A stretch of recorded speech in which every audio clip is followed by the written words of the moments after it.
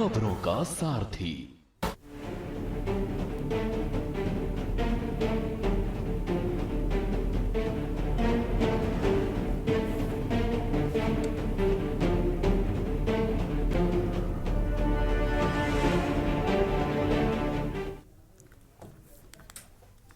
नमस्कार, आप देख रहे हैं के न्यूज इंडिया। मैं हूं आपके साथ गरिमा वाजपेयी। बात करेंगे लव जिहाद की सजा उम्र कैद को लेकर।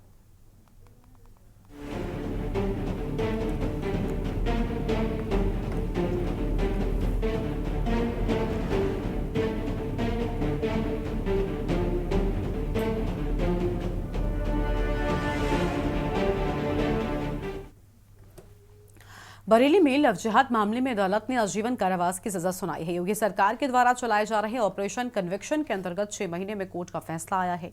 योगी राज में लव जिहाद के मामले में ऐतिहासिक फैसला लिया गया, जिसके तहत अपर सत्र न्यायाधीश फास्ट ट्रैक प्रथम रवि कुमार दिवाकर की अदालत में मुस्लिम युवक को आजीवन कारावास की सजा सुनाई गई है। इसके साथ ही 1 लाख रुपए का अर्थदंड भी दिया गया है।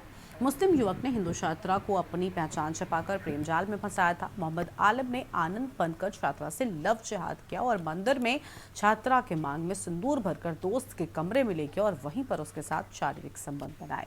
इतना ही नहीं, छात्रा के गर्भवती होने पर उसका गर्भपात भी कराया गया। बरेली के देवरनिया थाने में मामला दर्ज कराया गया था, तो वहीं मामले में मोहम्मद आलम के पिता को भी 2 साल की सजा सुनाई गई है।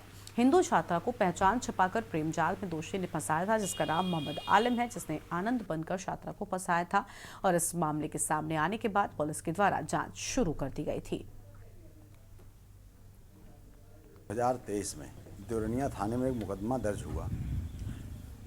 पीड़िता जो थी वो राजेंद्र नगर में कोचिंग पढ़ने आती थी अपने यहाँ से।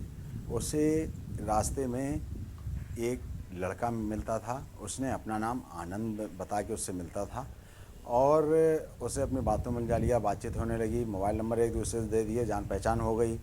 शादी की इच्छा जताई, राधा कृष्ण मंदिर में शादी की और शादी करने के बाद दोस्त के यहाँ ले जाके उसके संग शारीरिक संबंध बनाए।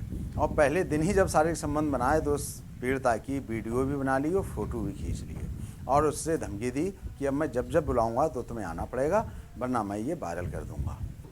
प्रभावी पैरवी के क्रम में एक दुष्कर्म के प्रकरण में सजा हुई है। विवरण इस प्रकार है। थाना देवरनिया में मुकदमा अपराध संख्या 173/23 अंडर सेक्शन 376 2N 323 504 व 506 अंतर्गत IPC पंजीकृत किया गया था, जिसमें पीड़िता द्वारा शादी का झांसा देकर दुष्कर्म करने की तहरीर दी गई थी। विवेचक इंस्पेक्टर इंद्र कुमार द्वारा आरोप पत्र प्रेषित किया गया। माननीय न्यायालय फास्ट ट्रैक कोर्ट नंबर 1 जनपद बरेली ने आज अभियुक्त नंबर 1 मोहम्मद आलिम सन ऑफ साबिर को आजीवन कारावास व 1 लाख रुपए के अर्थदंड से दंडित किया है।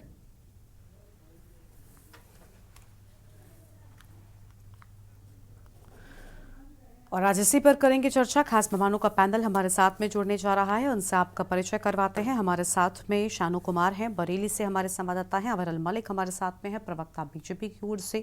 हमारे साथ में DP यादव हैं, नेता समाजवादी पार्टी की ओर से। मौलाना शहाबुद्दीन रिजवी हमारे साथ में है, मुस्लिम धर्मगुरु बरेली की ओर से। और इंद्रेश कौशिक जी महाराज हमारे साथ में हैं, हिंदू धर्मगुरु हैं और अयोध्या से हमारे साथ में जुड़े हुए हैं। सबसे पहले शुरुआत करेंगे हम शानू के साथ में। शानू, पूरा मामला क्या है एक बार विस्तार से बता दें, उसके बाद हम चर्चा शुरू करते हैं अपने मेहमानों के साथ में।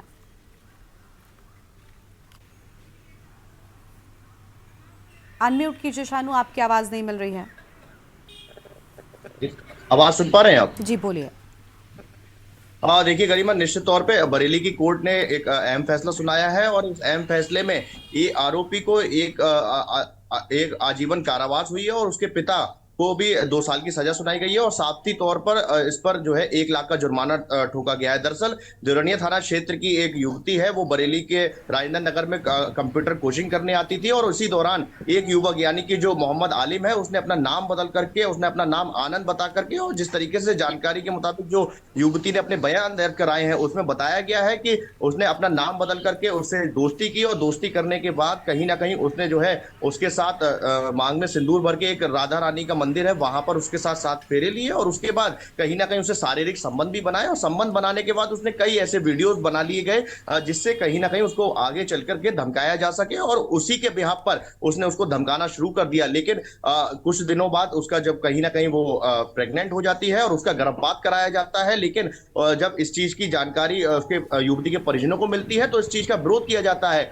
जब उसके घर यानी कि जो युवक है उसके घर जाती है युवती और उसको पता लगता है कि ये दूसरे समुदाय से है और ये मुस्लिम समुदाय से ताल्लुक रखते हैं, तो कहीं ना कहीं इस चीज का विरोध जताया गया, उनको समझाने का प्रयास किया गया। दोनों परिजनों में आपसी सामंजस्य नहीं हो पाया और इसी के चलते उन्होंने जो है पीड़िता का आरोप है कि उसने उनके साथ मारपीट भी की और उसके बाद कहीं ना कहीं इसकी शिकायत दोरनिया थाना क्षेत्र में की गई थी। फिलहाल उसकी लगातार पैरवी की जा रही थी और कोर्ट में फैसला पेंडिंग में चल रहा था, लेकिन इसमें जिस तरीके से योगी सरकार का ऑपरेशन कन्विक्शन चल रहा है उसी के तहत इसमें कार्रवाई की जा रही थी और अब जो है उसमें बड़ा फैसला आ गया है। फास्ट ट्रैक की कोर्ट के जो जज हैं रवि कुमार दिवाकर जी, उन्होंने इस मामले पर फैसला सुनाया है और उन्होंने जो आरोपी है उस पर बयान से धोते हुए उन्होंने उसको आजीवन कारावास की सजा सुनाई है और इसका नाम मोहम्मद आलिम है और उसके पिता मोहम्मद साबिर उनको इसका सहयोग करने यानी कि जो आरोपी है उसका सहयोग करने के एवज में उनको भी 2 साल की सजा सुनाई गई है और साथ ही तौर पर 1 लाख का जुर्माना ठोका गया। फिलहाल ये साबित होता है इस जो फैसला सुनाया गया ये एक ऐतिहासिक फैसला इसलिए माना जा रहा है क्योंकि लव जिहाद से इसको जोड़ा गया है इस पूरे मामले को और यही वजह है कि जो पूरे प्रदेश में ऐसा फैसला सुनाया गया है जिसमें आजीवन कारावास की सजा सुनाई गई है। तो कहीं ना कहीं गरिमा ये जो फैसले से एक नजीर पेश होगी और जो आने वाले मामलों में जिस तरीके से लव जिहाद को रुक दिया जाता है, तमाम तरीके के आरोप लगाए जाते हैं उन पर कहीं ना कहीं रोक लगती हुई नजर आएगी। फिलहाल तमाम तरीके की इस पर पूरे मामले पर टिप्पणियां आ रही है, लेकिन बरेली पुलिस के मुताबिक कहीं ना कहीं इस पूरे मामले पर जो कार्रवाई हुई है वो कार्रवाई को बिल्कुल सही साबित बताया जा रहा है। गरीब ठीक है, आपके पास में लौटेंगे। हमारे साथ में अन्य संवाददाता भी जुड़ चुके हैं और अविरल मलिक जी हमारे साथ में हैं, प्रवक्ता बीजेपी की ओर से। अविरल जी, बहुत शानदार कार्रवाई की गई है। लव जिहाद एक बड़ा मुद्दा रहा है, लेकिन अगर इस तरीके की कार्रवाई लगातार कोर्ट की ओर से होती रहे तो कहीं ना कहीं ऐसे अपराधों पर लगाम जरूर लगेगी। इस मामले से एक नजीर पेश हुई है। जी बिल्कुल, देखिए ये जो फैसला है ये बिल्कुल स्वागत योग्य है और जिस प्रकार से लव जिहाद की घटनाएं निरंतर बढ़ रही हैं, लेकिन ये उत्तर प्रदेश में किसी प्रकार से अब बढ़ने नहीं दी जाएंगी, इस बात को जान लेना चाहिए।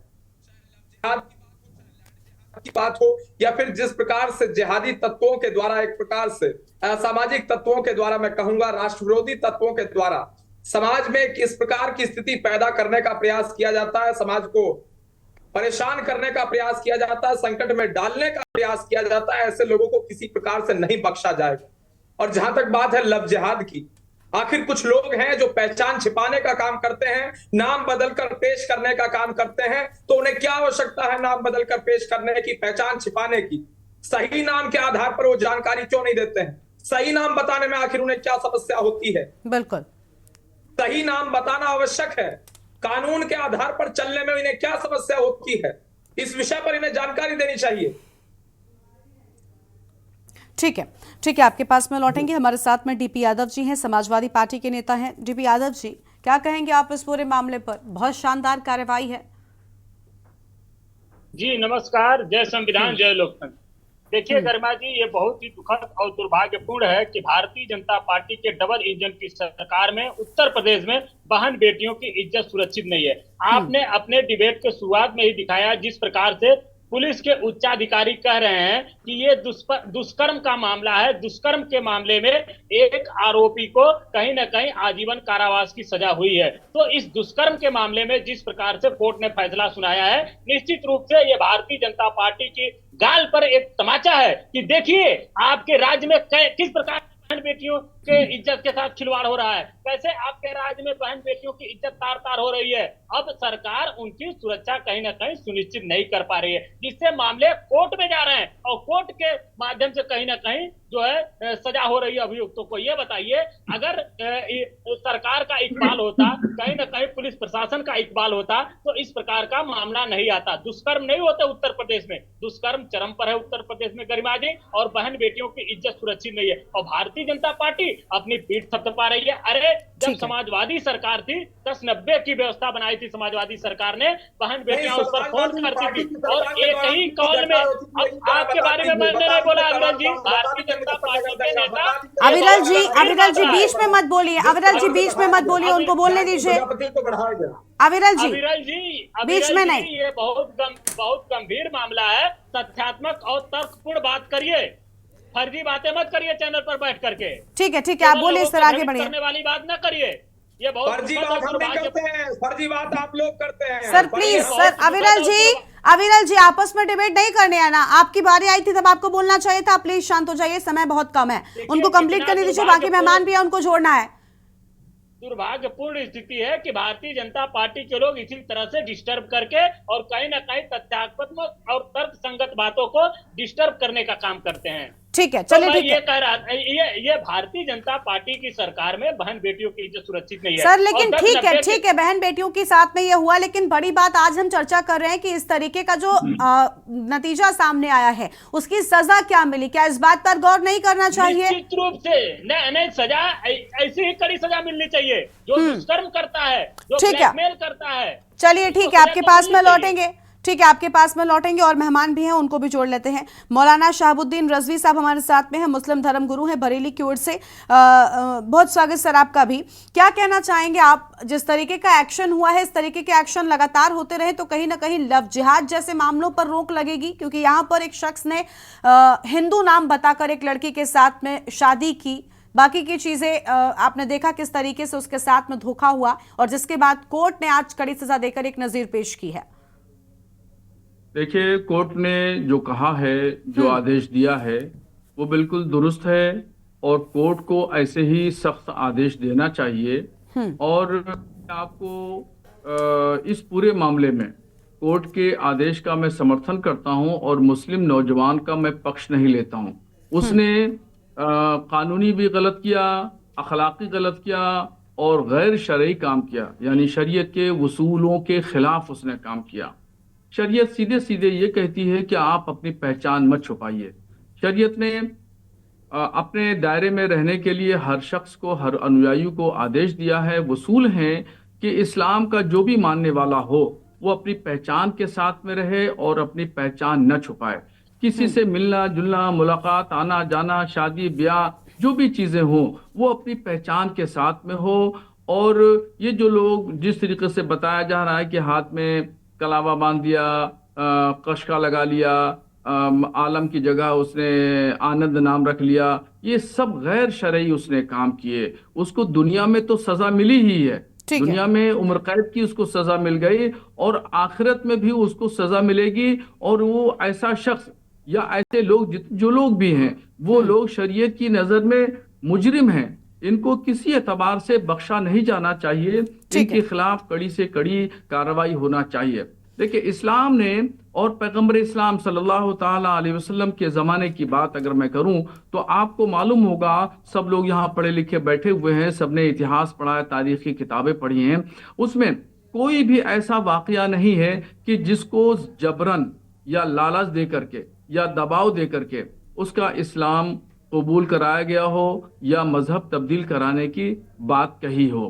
तो शरीयत का उसूल सीधा सीधा है कि जिस शख्स ने भी ऐसा काम किया वो उसने जुर्म का काम किया, मुजरिम है और उसको शरीयत भी माफ नहीं करेगी।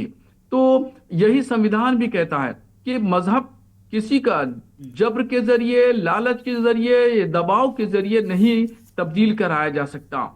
हाँ, कोई अपनी मर्जी से और अपनी मंशा के मुताबिक बगैर लालच, बगैर दबाव के अगर कोई मजहब तब्दील करता है, चाहे वो मुस्लिम हो या गैर मुस्लिम हो, तो उस पर कोई कानूनी गिरफ्त नहीं है और वो कानून को अपने हाथ में नहीं ले रहा है। ये जिस तरीके से मुस्लिम नौजवानों ने, जिन लोगों ने भी, जो आलम है या जैसे जो भी लोग भी हैं, और इस तरीके से ये घिनौनी हरकत अंजाम दी है, ये निहायती लायक मजम्मत है और इसकी मैं भरपूर अल्फाज में निंदा करता हूं और मैं ये भी कहता हूं कि कोर्ट को इसी तरीके से फैसला लेना बिल्कुल बिल्कुल, बहुत शानदार। देखिए, इस तरीके के फैसले अगर आएंगे तो नजीर पेश होगी और जो भी युवक इस तरीके के काम करते हैं कहीं ना कहीं उन्हें भी सबक लेना चाहिए ऐसी घटनाओं से। और खास तौर पर बड़ी बात यह कि धर्म के नाम पर इस तरीके के अपराध को अंजाम दिया जाता है, जो बिल्कुल गलत है। मौलाना शहाबुद्दीन जी की ओर से बहुत ही शानदार बात की गई। चलिए ठीक है, आगे बढ़ते हैं। इंद्रेश कौशिक जी महाराज हमारे साथ में हैं, धर्मगुरु हैं अयोध्या की ओर से। बहुत स्वागत सर आपका भी। इंद्रेश जी, क्या कहना चाहेंगे? लव जिहाद एक बहुत बड़ा मुद्दा रहा है, कई अलग अलग जगहों पर हमने देखा है। अभी मुस्लिम धर्मगुरु हैं शहाबुद्दीन, उनकी बात को आपने सुना होगा, बड़ी अच्छी बात उन्होंने की कि देखिए वो समर्थन नहीं करते कोई भी किसी भी जाति का हो, किसी भी धर्म का हो, अपनी जाति अपने धर्म को आगे बढ़ाने के लिए किसी पर जबरन इस तरीके का काम करना पूरी तरीके से अपराध की श्रेणी में आता है और वही चीज वो कहते नजर आए। क्या कहेंगे आप इस कोर्ट के फैसले पर? देखिए, सबसे पहले तो मैं बहुत बहुत धन्यवाद दूंगा आपके माध्यम से, जो ये समय मुझे मिला इसके लिए साधुवाद है। और दूसरी बात, लव जिहाद पे जो बहुत बड़ा मैटर, लव जिहाद पे जिस प्रकार से ये पहली बार देखने को मिल रहा है कि उम्र कैद की सजा, हम तो कहते हैं ये सजा बहुत कम है। लव जिहाद कोई छोटा मोटा अपराध नहीं है। लव जिहाद आज किया कल खत्म हो गया ऐसा अपराध नहीं है। लव जिहाद करने वाले को उठा करके जेल में डाल दिया गया, लव जिहाद वालों की फाइलें चलाई गई, ऐसा अपराध नहीं है मैडम। लव जिहाद करने वाले को चौराहे पर फांसी लगानी चाहिए, चौराहे पर उसको टांगना चाहिए। भूल गए इसमें मुस्लिम धर्मगुरु बैठे हैं, अन्य कई धर्मों को मानने वाले लोग बैठे हैं। हम तो धर्मगुरु हैं, हम सनातनी लोग हैं, तो हम सनातन से प्रमाण देंगे। आपको याद होगा रामचरितमानस में माता जानकी का हरण रावण करके लेकर के गया था, समुद्र के उस पार लेकर के चला गया। समुद्र के उस पार कौन जाएगा जानकी को लाने? यदि राम चाहते तो ये सोच करके इस काम को बंद कर देते, लेकिन नहीं, प्रभु श्री राम ने समुद्र को पार करके रावण को घसीटा और उसको मारा है। रहा न कुल को रोवन हारा, कुल में कोई रोने वाला भी नहीं बचा। 1 लाख पुत्र 1.25 लाख नाती, 1 लाख पुत्र थे, 1.25 लाख नातियों का परिवार था, लेकिन रावण के कुल में कोई रोने वाला भी नहीं बचा। क्यों? क्योंकि उसने एक बेटी के साथ में, एक नारी के साथ में, एक भारत की बेटी के साथ में अपराध किया था। हमारे भारत की बेटियों को कहा गया है, या देवी सर्वभूतेषु शक्तिरूपेण संस्थिता नमस्तस्यै नमस्तस्यै नमस्तस्यै नमो नमः। और ऐसे बेटियों के साथ में कुछ मौलाना, कुछ अब्दुल, ये पंचर बनाने वाले जो नुक्कड़ पर बैठ करके हमारी बेटियों को बहला करके फुसला करके लेकर के जाते हैं और उनके साथ में लव जिहाद जैसे घटना को एक अंजाम देने के बाद में उनको फ्रिज में बंद करते हैं, उनको काट करके कुकर में पका करके जंगलों में फेंकते हैं। ऐसे लोगों के साथ में कौन सा कृत्य होना चाहिए? ऐसे लोगों के साथ में हमें तो लगता है कि सनातनी व्यक्तियों को जागना चाहिए, हिंदू संगठनों को जागना चाहिए। अगर सरकारें अपनी काम कर रही हैं, प्रशासन अपना काम कर रहा है तो ठीक है, नहीं तो ये मेरी देवी हैं, और जो देवी पर आक्रमण करेगा, जो पिता पर आक्रमण करेगा, जो मां पर आक्रमण करेगा, बेटी पर आक्रमण करेगा, ऐसे लोगों को उसी प्रकार से उतने खंडों में काट करके अग्नि पर तपाना चाहिए, चौराहे पर जलाना चाहिए, पेट्रोल जला करके इनको फूंक देना चाहिए। ये कोई छोटा मोटा अपराध नहीं है। और उसके बाद में कुछ मौलाना लोग डिबेट में आकर के कहते हैं गलती हो गई। अरे गलती कैसे हो गई? आपने परवरिश कैसे किया है? अपने बेटे को कैसे पाला? आपने आपके घर के बेटे कैसे पले? इसकी जिम्मेदारी आपकी नहीं बनती? कैसे पाला आपने कि हमारी बेटियों को उठा करके गलत नजर उन्होंने देख लिया? किस प्रकार से आपने पाला कि हमारी बेटी को लेकर के जंगल में गए, काट करके फेंक दिया? कौशिक जी महाराज, हम आपसे ये भी जानना चाहेंगे कि ऐसे मामलों पर आपने कई बार देखा होगा कि राजनीति होने लगती है, लेकिन इन चीजों को राजनीति से हटकर भी सोचना चाहिए क्योंकि एक तरीके का अपराध है और इस पर सिर्फ इसे अपराध की तरह देखा जाना चाहिए। जी मैडम, आपकी बात बिल्कुल सही है, ये अपराध की दृष्टि से देखना चाहिए। लेकिन कभी कभी ऐसा होता है कि को यदि प्रतिघात मेरा मुझ पर आघात तभी करना, भयभीत पराजय से यदि हो रण की शुरुआत नहीं करना।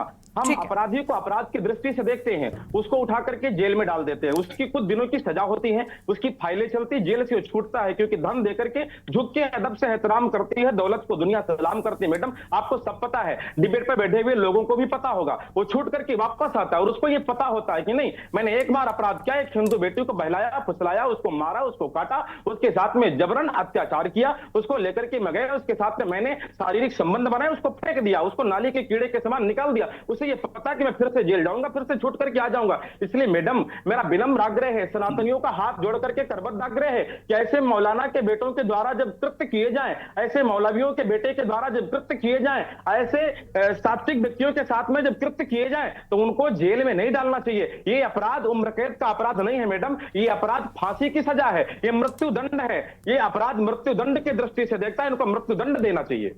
बिल्कुल साफ है कि मृत्युदंड ऐसे लोगों को मिलना चाहिए और कड़ी से कड़ी सजा कम से कम मिलनी चाहिए ताकि इस तरीके के मामले आगे न बढ़ सके। बहुत शुक्रिया आप सभी मेहमानों का हमारे साथ जुड़ने के लिए, चर्चा में अपनी बात रखने के लिए। तो पहचान छिपाकर हिंदू लड़की से शादी की थी और लेकिन अब कोर्ट ने जो सजा दी है वाकई एक नजीर पेश करने वाली है और लोगों को इससे सबक भी लेना चाहिए ताकि ऐसे मामले आगे न बढ़े। इस बुलेटिन में इतना ही। आप देखते रहिए न्यूज़ इंडिया। नमस्कार।